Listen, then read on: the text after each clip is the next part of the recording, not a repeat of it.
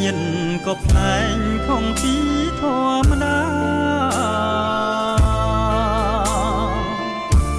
ជំនោបងមកក្រអូបក្លិនផ្កាថ្នាំងធ្នមដល់ដួងចិន្តាដោយហាន់ថាទន់ត្រជាង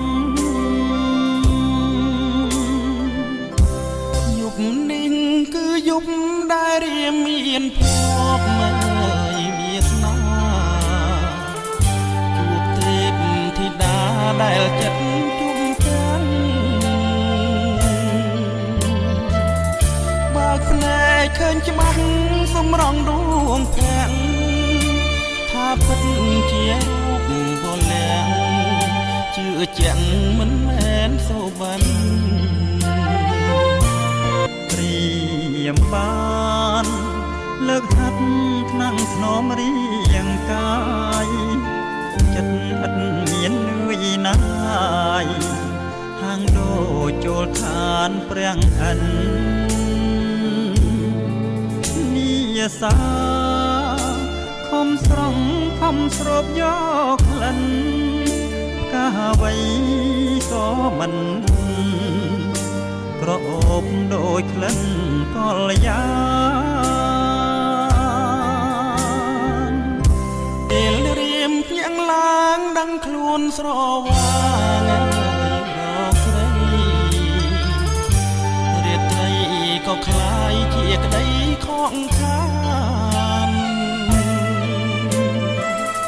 រួមស្នេហ៍ស្រមោលដែលចាប់មិនបានសុបិនបានលងវែងខានបានជួបតែស្នេហ៍ឥតន័យរៀមបានលើខាត់ថ្នាំងធ្នមរៀងកាយចិត្តឥតមាននឿយណាយហាំងដូចជួបឋានព្រះអិនមាសាខំស្រង់ខំស្រូបយកក្លិនកាអ្វីក៏មិនក្រអូបដូចក្លិន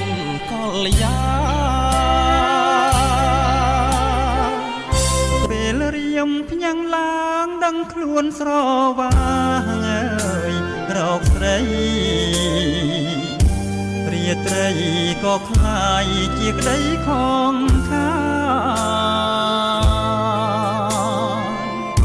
ព្រោះស្នេហ៍ស្រមោលដៃចាប់មិនណា